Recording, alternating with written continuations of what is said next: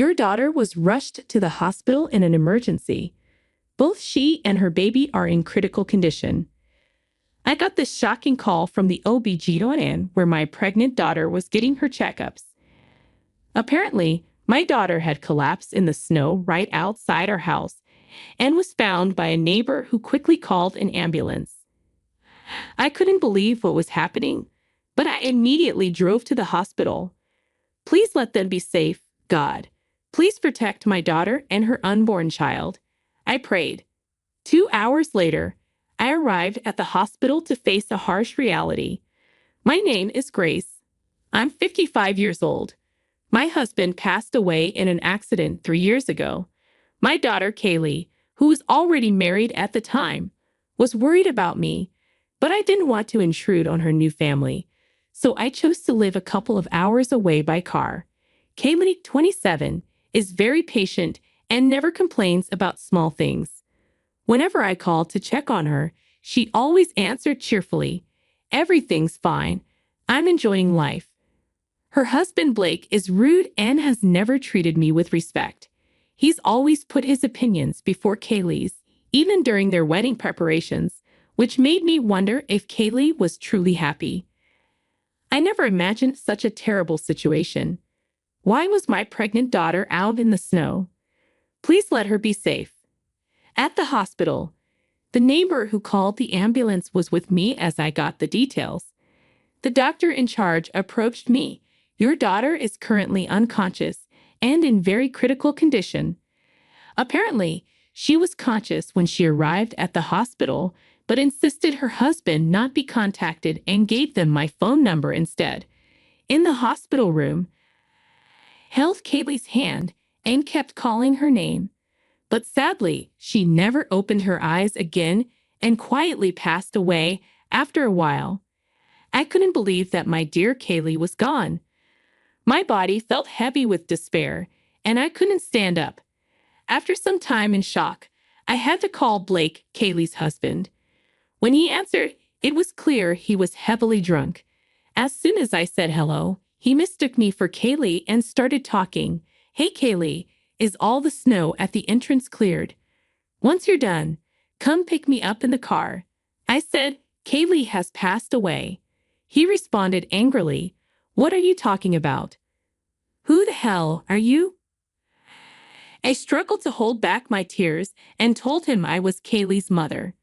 For a moment, he seemed to hesitate, but he refused to believe Kaylee had passed away, convinced that I was lying. "You had Kaylee shoveling snow and took the house key to go out drinking, which led to this cruel outcome." "Shoveling snow? How do you know about that?" "All right, Kaylee must have told you." "No, I heard it from the neighbor. They found Kaylee fainted in the snow when they returned from shopping. When they asked what happened, Kaylee said something shocking. You had locked her out of the house before you went out drinking, so she couldn't get to her cell phone inside and lost consciousness in the freezing cold. The house key? All right, I kept it because if it fell in the snow, it wouldn't be found. Don't lie, it seems you told my heavily pregnant daughter to stay outside until she finished shoveling snow. Stop nagging, old woman. Don't interfere in our marital matters. Also, stop making bad jokes about death. Kaylee couldn't just be gone. No matter how many times I explain, you don't understand. Call a taxi and come home immediately. I'm heading to your house too. Let's talk face to face." "No way. You and Kaylee are planning to blame everything on me, aren't you?" "Oh, I feel sick. I'm too dizzy from the alcohol. I'll stay at a hotel nearby tonight." With that, he hung up the phone. My heartfelt words didn't reach his ears at all. I didn't think he could be this unreasonable, but I didn't feel like calling him back either. Pondering what to do next, I, who had lost the strength to drive 2 hours back to my own house, decided to spend the night at Kaylee's. Took a taxi, and when I arrived at Kaylee's house, I found vegetables like green onions and radishes left cut in the kitchen. She must have been preparing dinner just a few hours ago. She was here, and now I can't even talk to her. This is too painful. Kaylee, I'd whispered as I wiped my tears and cleaned up the kitchen. Then I found Kaylee's diary in the kitchen cupboard. Remembering the conversations with the neighbor and the doctor, I hoped it might tell me about Kaylee's life. Desperate to understand why my daughter, who should have been eagerly waiting for the birth of her baby, had to leave us forever, I began reading the diary. The reality documented in it far exceeded my imagination. Kaylee had resigned from her job because her health deteriorated after pregnancy, and she couldn't go to work. Since then, Blake had berated her as a useless wife and a parasite eating into his money. She was forced to cook meals and make lunchboxes every day despite suffering from morning sickness. Not only that, Blake would call her while at work to demand chores, hardly giving her any time to rest. If only I'd realized sooner what she was enduring, maybe Kaylee would still be here, healthy and happy. The diary revealed that even under these harsh circumstances, Kaylee never sought a divorce because of a threatening remark Blake had made. "Don't you dare think about leaving me and becoming free. If we were to get divorced, I, the breadwinner, would take custody of the baby. You wouldn't get to see the child at all. So remember that." He took advantage of Kaylee's fear that she might not be able to raise a child alone, effectively shackling her with invisible bonds. Having finished reading the diary and imagining my daughter's pain, my heart trembled with sorrow, and I couldn't stop crying. I wanted to take revenge on Blake somehow. I wouldn't be at peace until I'd avenged Kaylee. But the diary alone wasn't enough evidence to prove that he was responsible for her death. Despite my search, I found no definitive proof that Blake had cast my pregnant daughter out into the snow. As evening fell the next day, Kaylee's phone, which had been left at home, received a call from Blake. "Hey, Kaylee, stop pretending to be dead. It won't work on me. Make my favorite dish tonight and wait for me at the entrance on your knees." "How many times do I have to tell you that my daughter is gone?" I responded. "If that's true, then show me the proof." "Fine," I replied, quickly hung up, and immediately sent him a photo of Kaylee's death certificate. I figured that even someone like Blake would grieve upon learning that Kaylee had left this world because of him. As expected, he quickly called back. "Do you understand now?" I asked. "So it's true then.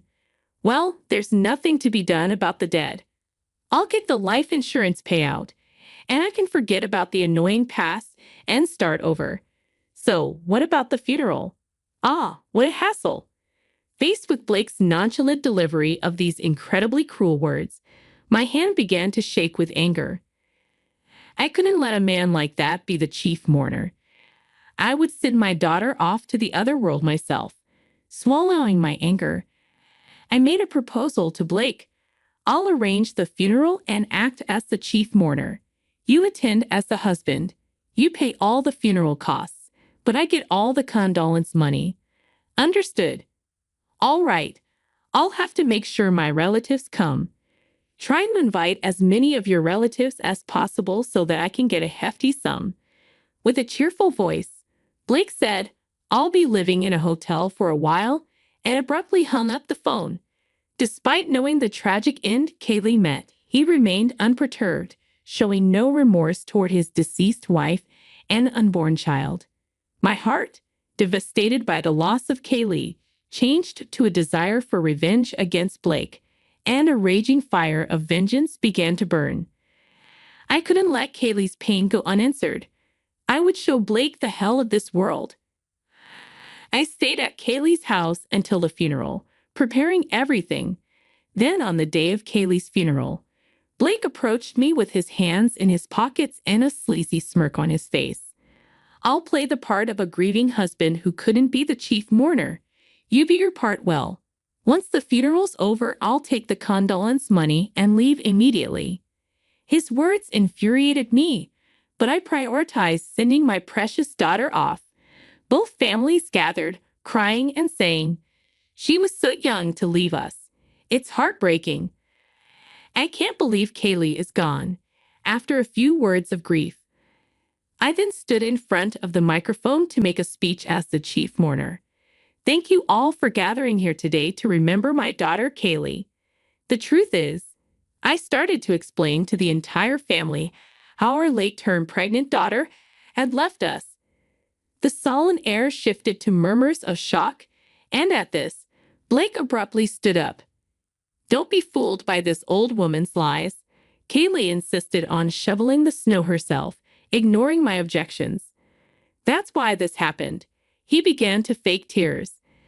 I had predicted Blake would react this way, so I opened my daughter's diary that I had brought with me. This is an entry from the day before Kaylee passed away. Blake told me to clean every nook and cranny of the house, but my belly was itching, so I couldn't do it today. He got angry and threw away all the dinner when I was about to eat. I'm worried if the baby didn't get enough nutrition. That's an exaggeration. I merely slipped and knocked the food off the table. She's making me out to be the villain. She's too delusional, he interrupted, but I ignored him and continued reading. If we divorce, I, who am unemployed, won't be able to raise the child by myself. Blake told me if you don't want to lose custody, you'll be my slave for life. Don't read things that aren't written there. You're causing everyone to misunderstand me. Despite his loud protests, his face was steadily paling. His expression seemed to indicate the truth. He started to come towards me as if he couldn't hold back anymore. But some of our relatives stopped him. You think you can get away with this? I'll call the police and put you in jail for defamation. Are you not the one who should be arrested by the police? Don't get ahead of yourself. Watch your mouth. His true nature couldn't be hidden, no matter how much he tried. Blake's face glaring sharply at me was pure villainy to anyone who looked. The attendees sighed and murmured, "What a terrible man. The worst kind of man." Oh well, I may have overreacted a bit. Kaylee just wrote about our insignificant spousal quarrels in her diary in an exaggerated way. Please believe me, it seemed he still thought he could talk his way out of this, unaware of the gravity of his actions. I informed him, neglecting a pregnant woman and her unborn child and leaving them out in the cold will result in severe punishment. You have no proof. If you have it, show it. He looked down on me, snorting with a laugh, seemingly thinking I was just bluffing. We could have evidence. Before coming to the funeral home, I had checked the dash cam footage from our neighbor's car, which had captured everything. Ah, it's amazing that it's always recording even when the engine is off. Well, I'm about to call the police. As I showed him the SD card from the dash cam, Blake clicked his tongue. Damn. I had already contacted not only the neighbors but also the doctor who had treated Kaylee, asking them to testify. I was wrong. It was my fault. So let's settle this amicably. I'll give you half of the life insurance and the condolence money, so please forgive me. Stop joking around. I lost my daughter, who was more precious to me than my own life. You think you can solve this with money? I hope you experienced the despair Kaylee felt in the cold and harsh outdoors. I immediately called the police and explained the whole situation. They agreed to rush to the funeral home. Meanwhile, the relatives who attended the funeral kept an eye on Blake to prevent him from escaping. You'll be picked up soon. You should atone for what you did to Kaylee before then. Kaylee, I'm sorry. Please save me from the other world. Blake called out insincerely. Then he turned to me and began to grovel pathetically. Mother-in-law, I'll apologize as many times as it takes. Please call the police back and tell them it was a mistake, please. I shook my head firmly, looking at my daughter lying in the coffin. Kaylee was looking forward to meeting her baby. I'll avenge your grievances. Coldly looking down on Blake as he approached, sensing something, his face turned ashen and he started to tremble. No, help me. Blake began to panic, shedding tears and trying to escape. But he was held tightly by his father and relatives, rendering him immobile. He was soon taken away by the arriving police, disappearing in the back of a patrol car. His parents and relatives later bowed deeply to me and my daughter, offering apologies repeatedly. When I glanced at my daughter's face, now resting in the coffin, it seemed to bear a slight smile. Finally, the weight on her chest had been lifted. Kaylee, now you can embark on your journey to the other world without any worries. The dash cam footage and testimony served as the smoking gun, and Blake was put behind bars. He would spend some time in a cold, high-walled prison surrounded by intimidating individuals. Becoming a criminal, he was also fired from his job. Since his parents and relatives have declared their intention to cut ties with him, his future life will undoubtedly be harsh. By the way, I didn't tell Blake, as he never asked, but Kaylee's baby was born safe and sound, and I have decided to raise it. Kaylee had named me as the beneficiary of her life insurance. Though when the child grows up, I plan to pass everything on. I'm thankful that at least the grandchild is safe. From now on, I will pour double the love into this child, mine, and that of my lost daughter.